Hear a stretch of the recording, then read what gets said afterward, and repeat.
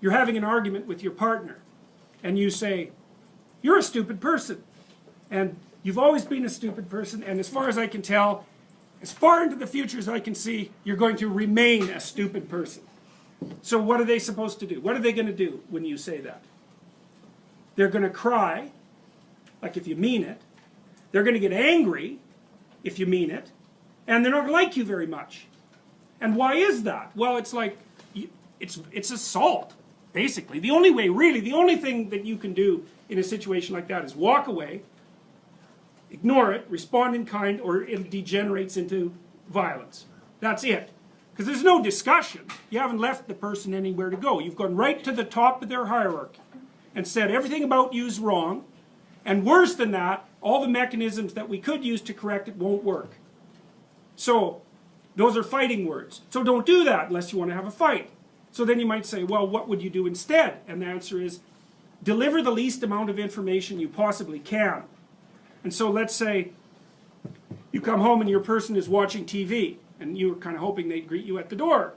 You shouldn't break down into tears and say, you're a stupid person, you've always been a stupid person, and you're going to be a stupid person in the future. You should say, I have this peculiarity, and that is that when I come home, I don't have enough confidence to just be happy. I would like you to come and say, just shut the TV off for 2 minutes, come to the front door and say, hello, and then you can go back and watch your TV.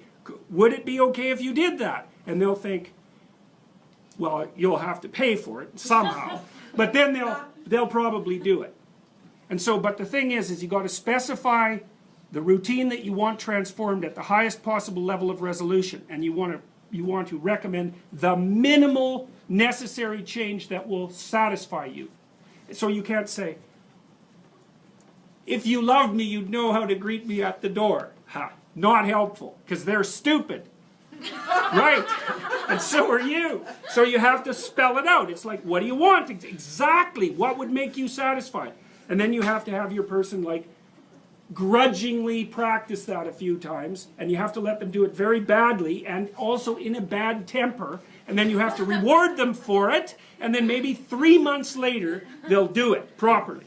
So you need to know that, because that's what people are like. It's very hard for them to learn new things, and they're very resistant to it, but they're very responsive to reward. So another thing, this is partly what B.F. Skinner figured out. So when he was training rats, and he wanted a rat to do something, one of the things he would do is maybe he was going to train the rat to climb a little ladder. And I mean, he could get rats to climb ladders and then climb across like the little monkey bars and then spin around 3 times and then, you know, whack a ball and then eat something. Like, he got incredibly complex behavior out of rats. And the way he did that was patience. So he put the ladder in the cage and the rat would just run around doing rat things, and then it would put its hand on the first rung, and Skinner would give it a pellet. And so he did, you know, after even once, the rat's going to be like, stand in the immediate vicinity of the ladder, and then the frequency with which it's going to go like this is just increased. So then it does it again, bang, pellet. Well, soon the rat is just going like this, right?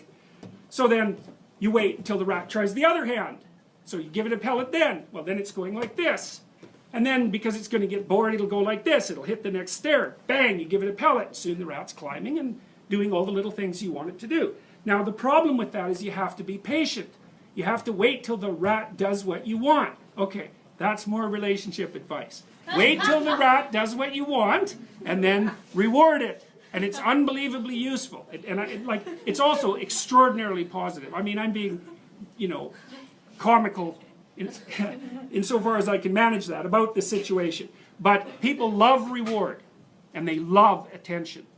People love attention more than anything else. And so, if you watch through the day, and when your partner does something that's good, say, man, that was good, or something like that. You can be inventive, and then they'll do it more. And if you do that a whole bunch, like for a year, they'll be doing things that are good for you just all the time. But you have to be patient, which is very annoying, and you have to suppress your response to only respond to negative things. You know, because what we know about the expectancy models is that a deviation from expectation produces a burst of negative emotions. You know, so you come home and the whole house is clean, but there's like, I don't know, the dog has shed on the rug or something and the person overlooked that. It's like, you're not going to see the clean house, you're going to see the rug with the dog fur on it. You're going to say, why didn't you clean up the rug with the dog fur? And they're going to say, good luck getting me to clean up the house again. And, you know, because the thing is the exception stands out. And what's done doesn't. And the reason for that is you can just ignore what's done. Because it's done. It doesn't get in your way. So it gets invisible really quickly. So you really got to watch that tendency. One of the things Nietzsche said was that if you really want to punish someone, you don't punish them when they do something wrong. Because they expect that. That's not a punishment. They expect that. They might even be relieved by it.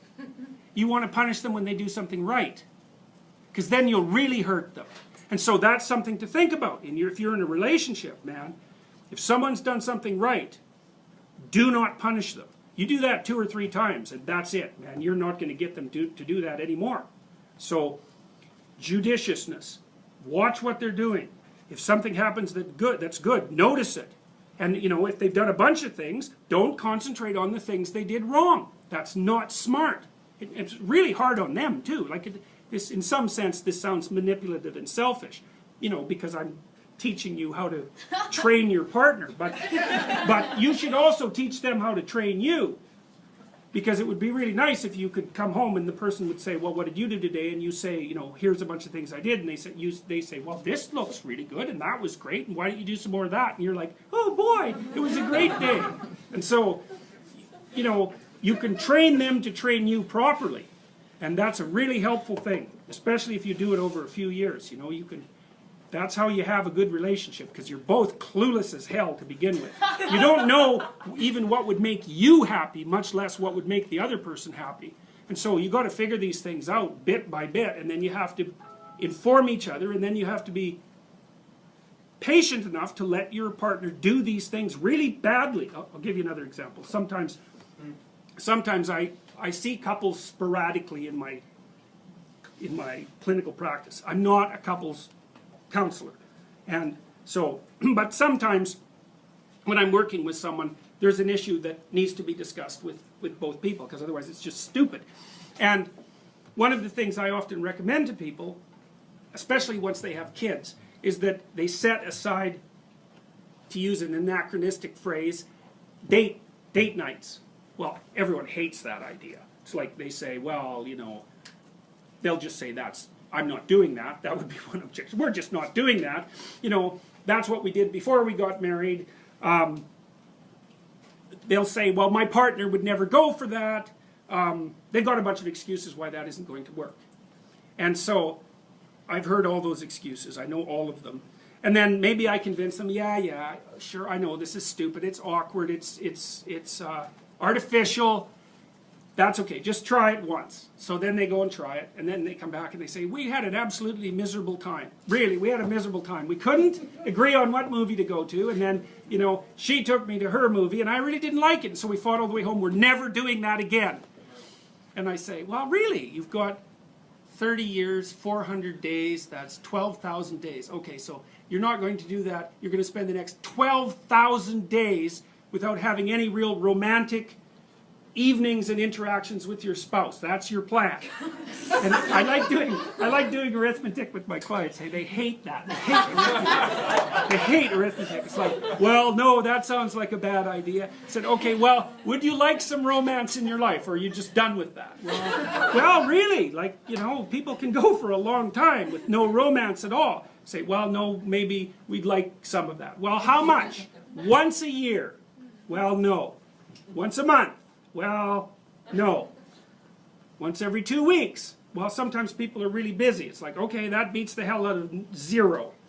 Once a week, twice a week. Okay, whatever. We're gonna start with a range. Okay, what would a good evening look like? Like if you could both get exactly what you wanted, what would it look like? Well, then they have to think about that, because the previous theory was, my stupid partner should know what I like, and that's what the partner is thinking too. It's like, good luck with that, because no, they don't have a clue, especially if they're men, they don't have a clue. So you have to tell them what you want and how they could deliver it, and vice versa, which is very awkward and horrible.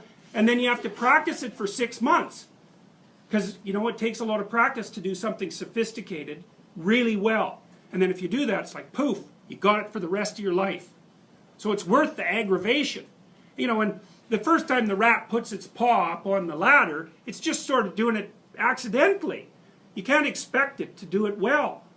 And that's exactly how to view your own progress and the progress of your partners. Like, let them do it badly for a while. At least they're doing it. So, and if you think they should do it faster, well, look real hard and see how easy it is to change your own behavior. Because it's really hard to change your own behavior. Everybody says, I'm going to exercise 3 times a week. New Year's. And it's like, no one does. They buy the memberships. And then they feel guilty for having them, but they don't actually go to the gym. And that's a perfect example of how difficult it is to transform behavior.